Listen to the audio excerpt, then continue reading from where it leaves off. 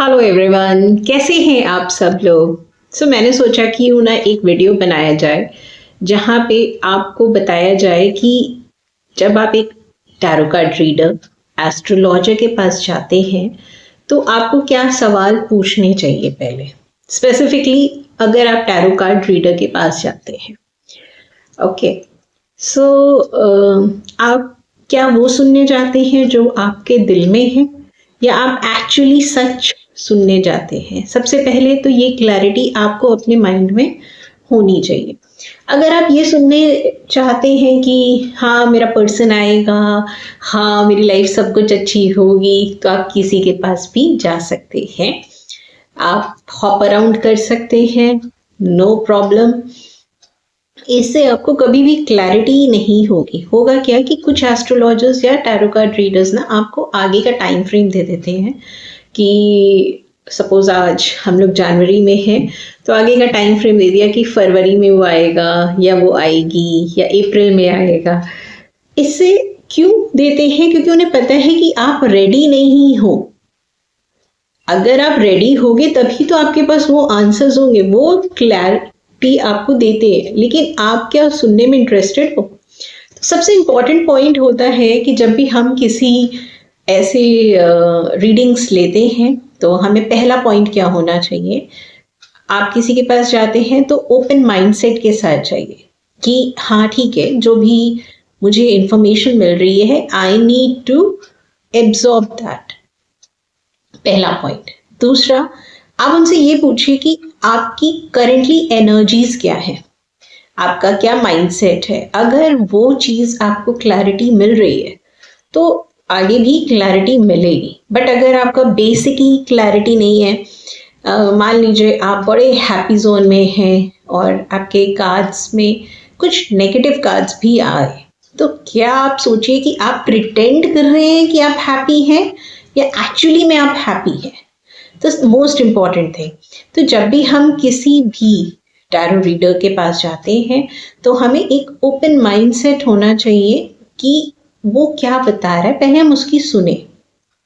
होता क्या है कि आप लोग अपनी स्टोरी सुनाने लगते हैं। मैंने उसके लिए ऐसा किया, फिर मैंने उसे कॉल किया, फिर मैंने उसको टेक्स्ट किया, मैंने ये किया, मैंने वो किया। उससे कुछ नहीं होगा। If you are coming for solutions तो come with a open mindset, okay. And एक चीज़ याद रखिए कि जैसे हम एक फैमिली डॉक्टर होता है, ठीक है, तो एक वैसे ही फैमिली एस्ट्रोलॉजर होता है जो हमें गाइड कर रहा होता है, जो हमें बता रहा होता है कि हमारे लिए क्या सही है क्या गलत है। अगर आप हॉप अराउंड करेंगे, मतलब आज हमने ए से पूछ लिया, कल बी से पूछा, फिर सी से पूछा, फिर किसी जगह पे फ्री मिल रहा है तो फ्री अपनी चार्ट्स डाल दिए, उससे किसी का कुछ नहीं होगा। जो होगा वो आपका प्रॉब्लम होगा। प्रॉब्लम क्या हो? कंफ्यूजन होगा। आपको क्लैरिटी चाहिए और कंफ्यूजन आप एब्जॉर्ब कर रहे हो। तो जब कंफ्यूजन एब्जॉर्ब करोगे तो लाइफ सॉर्टेड कैसे होगी? तो इसलिए हॉप अराउंड नहीं करना चाहिए आपको ना। एस्ट्रोलॉजर या टैरो कार्ड रीडर्स की विंडो शॉपिंग नहीं करनी चाहिए। द मोस्ट इम्पॉर्टेंट जो आज के टाइम में है, किसी ने कहा कि तुम ये क्रिस्टल पहन लो, किसी ने कहा तुम वो क्रिस्टल पहन लो, ये नग पहन लो, वो नग पहन लो, ये हो जाएगा वो हो जाएगा।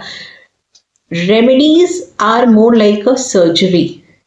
जब आप कोई भी रेमेडी करते हैं तो वो आपकी माइंड, बॉडी एंड सोल पे इम्पैक्ट आता है। तो जो लोग ना रेमेडीज फ्रीली डिस्ट्रीब्यूट कर रहे हैं, वो समवेयर एक माइंडसेट होता है कि हाँ इससे ना लोग अट्रैक्ट होंगे। 100 में से 2 का हो गया, शायद उनका होना था, बट ज़रूरी नहीं है कि सबके ऊपर सेम इम्पैक्ट आए। जैसे हर दवाई का एक अपनी डोज होती है, एक अपना इम्पैक्ट होता है, वैसे ही रेमेडीज़ का होता है। तो इंटरनेट पे कोई भी रेमेडी देख के कर लेना, कुछ जेनरिक रेमेडीज़ होती हैं वो कोई भी कर सकता है, there is no problem. But कुछ स्पेसिफिक रेमेडीज़ के लिए ना यू शुड, पहली बात तो रेमेडी से ज़्यादा, रेमेडी के भी स्टेजेस होते हैं। पहला कि हमें अपने सबकॉन्शियस माइंड में चेंजेस लाने हैं, उसकी हेल्प हमें क्रिस्टल से ले सकते हैं। उसकी हेल्प हम अपने आसपास की चीज़ों को सही करके ले सकते हैं। जो बॉन्डिंग्स ऊपर वाले ने हमें ब्लेस करी हैं उनके साथ अपनी बॉन्डिंग को बेटर करके कर सकते हैं, क्योंकि ये बॉन्डिंग्स ना कुछ ज़्यादा लॉन्ग लास्टिंग होती है, बजाय हमने स्टार्टिंग में ही कोई क्रिस्टल पहन लिया, कोई नग पहन लिया। माइंडसेट तो वही है ना, तो माइंडसेट जब चेंज होगा तभी जाके वो क्रिस्टल का ना इम्पैक्ट बढ़ेगा। तो सबसे पहले एक ओपन माइंडसेट, अगर आपको सही होना है, अगर मान लीजिए आज आपकी बुखार है, तो बुखार में अगर तबीयत खराब है तो डॉक्टर के पास गए, डॉक्टर ने कहा ये मेडिसिन लेनी है, तो वही लेते हैं ना, अपना दिमाग नहीं लगाते हैं, राइट। तो सेम वे सबसे पहले ना कुछ स्टेजेस होते हैं। अगर आपकी उससे डॉक्टर ने जो मेडिसिन आपको बोली उस पर अगर तबीयत नहीं सही हो रही तो then doctor changes the medicine. तो स्टेजेस है, same way in this also stages होते हैं।